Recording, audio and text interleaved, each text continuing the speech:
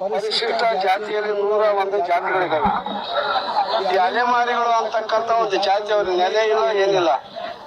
ಗುಡಿಸಲಲ್ಲಿ ಜೋಪಡಿಗಳಲ್ಲಿ ವಾಸ ಮಾಡ್ತಾರೆ. ಒಂದ್ ಹತ್ರ ನೆಲೆ ಇಲ್ಲ ಅವ್ರಿಗೆ. ಅವ್ರಿಗೆ ಏನಾದ್ರೂ ಮಾಡಿ ಒಂದು ನೆಲೆ ಕಲ್ಪಿಸ್ಬೇಕು. ಸ್ವಾತಂತ್ರ್ಯ ಬಂದು 75 ವರ್ಷ ಆದ್ರೂ ಕೂಡ ಇನ್ನೂ ಆ ಜನ ನಾಯಿ ನರಿಗಳು ಕೂಡ ವಾಸ ಮಾಡ್ಲಿಕ್ಕೆ ಯೋಗ್ಯವಾಗಿರದ ಸ್ಥಳಗಳಲ್ಲಿ ಇವತ್ತು ವಾಸ ಮಾಡ್ತಾರೆ. ಅವರು ಕೂಡ ಪರಿಶಿಷ್ಟ ಜಾತಿ ಸೇರಿರು. ಅವ್ರಿಗೆ ಯಾವುದೇ ರೀತಿಯ ಈ ಪರಿಶಿಷ್ಟರ ಸೌಲಭ್ಯಗಳು ದೊರೀತಾ ಇಲ್ಲ. ಅದರಿಂದ ಅವ್ರ ಬಗ್ಗೆ ಒಂದು ಚಿಂತನೆ ಮಾಡಿ ಯಾರು ಅಲೆಮಾರಿಗಳಿದಾರೋ ಅವ್ರಿಗೆ ಪ್ರತ್ಯೇಕವಾದಂತ ಮೀಸಲಾತಿ ಕಲ್ಪಿಸಬೇಕು. ಆರ್ಥಿಕ ನೆರವನ್ನು ನೀಡಬೇಕು. ಅಲೆಮಾರಿಗಳು ಏನಿದಾರಲ್ಲ ಒಂದು ಕಡೆ ನೆಲೆಸುವಂತೆ, ಒಂದು ಕಡೆಗೆ ಅವ್ರಿಗೆ ನಿವೇಶನ ಮನೆಗಳನ್ನ ಕಟ್ಟಿಸಿಕೊಡುವಂತ ಕೆಲಸ ಸರ್ಕಾರ ಮಾಡಬೇಕು ಅಂತಂದೇಳಿ ನಾವು ಇವತ್ತು ಇವರ ಅಭಿಪ್ರಾಯ ಎಲ್ಲ ಕೇಳಿ ಸಭೆಯನ್ನ ಮಾಡಿದ್ದೇವೆ. ಅದರಿಂದ ಮುಂದಿನ ದಿನಗಳಲ್ಲಿ ಮಾನ್ಯ ಮುಖ್ಯಮಂತ್ರಿಗಳ ಗಮನಕ್ಕೆ ತಂದು ಈ ವರ್ಗ ಅನುಭವಿಸ್ತಕ್ಕಂತ ಕಷ್ಟಗಳನ್ನೆಲ್ಲ ಹೇಳಿ ಅದನ್ನು ಪರಿಹರಿಸ್ತಕ್ಕಂತ ಕೆಲಸ ಮಾಡ್ಲಿಕ್ಕಾಗಿ ಇವತ್ತೊಂದು ಸಭೆಯನ್ನ ನಾವು ಮಾಡಿದ್ದೇವೆ.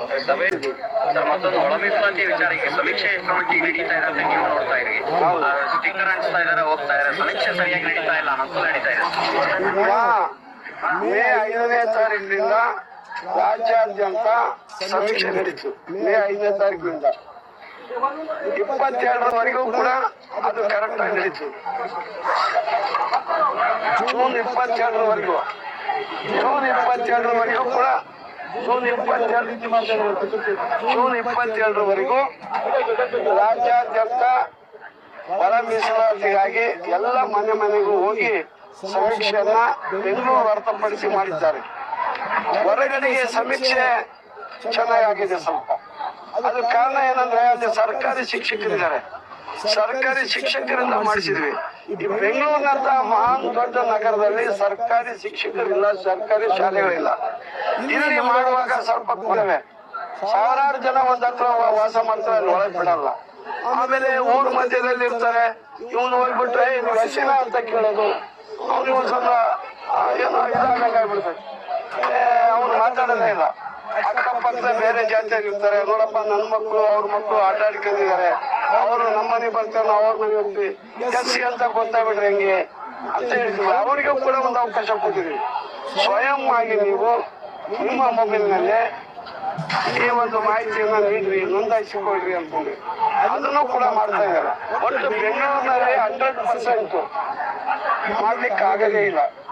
ನಾನು ಈಗಲ್ಲ, ಹಿಂದೆ ನಾನು ಹಿಂದುಳಿದ ವರ್ಗದ ಮಂತ್ರಿಯಾಗಿದ್ದಾಗ ಈ ಒಂದು ಸಮೀಕ್ಷೆನ ಮಾಡಿಸಿದ್ವಿ ಕಾಂತರಾಜ್ ನೇತೃತ್ವದಲ್ಲಿ. ಅವಾಗಲೂ ಕೂಡ ಬೆಂಗಳೂರಿನಲ್ಲಿ 90%ಗೂ ಬರಲಿಲ್ಲ.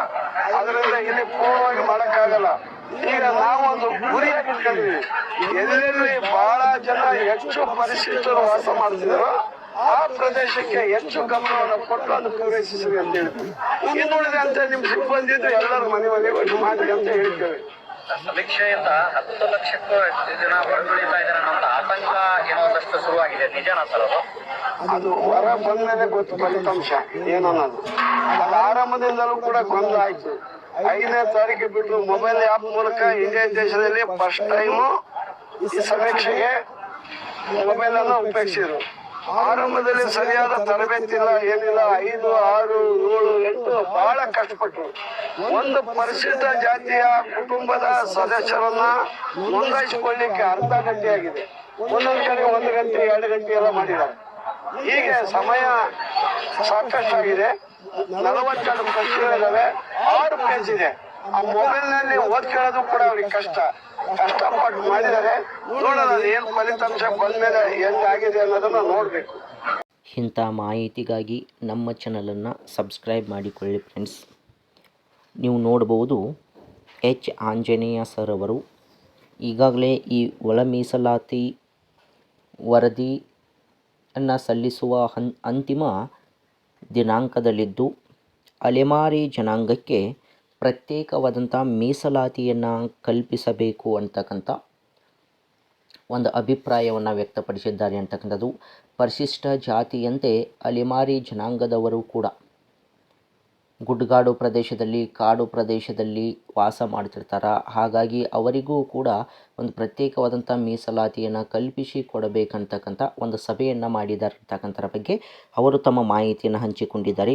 ಅದರ ಜೊತೆಗೆ ಈ ಒಳ ಮೀಸಲಾತಿಯಲ್ಲಿ ಕೆಲವೊಂದಿಷ್ಟು ಸಮಸ್ಯೆಗಳು ಕಂಡು ಬಂದಿದ್ದು, ಅದಕ್ಕೆ ಸಂಪೂರ್ಣವಾದಂಥ, ಏಕೆಂದರೆ ಗ್ರಾಮೀಣ ಪ್ರದೇಶದಲ್ಲಿ ಎಲ್ಲವೂ ಕೂಡ ಹೆಚ್ಚಿನ ಒಂದು ಶೇಕಡಾವಾರದಲ್ಲಿ ಮಾಹಿತಿ ಲಭ್ಯವಾದರೆ, ಬೆಂಗಳೂರುದಂಥ ನಗರ ಪ್ರದೇಶಗಳಲ್ಲಿ ಅದು 100ಕ್ಕೆ 100ರಷ್ಟು ನಾವು ಸಾಧಿಸಲು ಸಾಧ್ಯವಾಗಿಲ್ಲ ಅಂತಕ್ಕಂಥದ್ದು.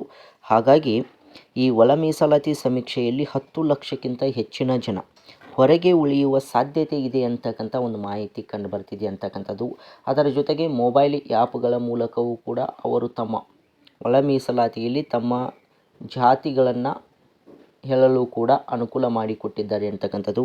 ಹಾಗಾಗಿ ಇದೇ ಜುಲೈ 6ರವರೆಗೆ ಮಾತ್ರ ಮತ್ತೆ ಸಮೀಕ್ಷೆ ಮುಂದೂಡಲಾಗಿದ್ದು, ಅದು ಆದ ನಂತರ ಒಂದು ವಾರದಲ್ಲಿಯೇ ಈ ವರದಿಯನ್ನು ಸರ್ಕಾರಕ್ಕೆ ಸಲ್ಲಿಸ್ತಾರಂತಕ್ಕಂಥ ಒಂದು ಮಾಹಿತಿಯನ್ನು ನೀಡಿದ್ದಾರೆ ಅಂತಕ್ಕಂಥದ್ದು.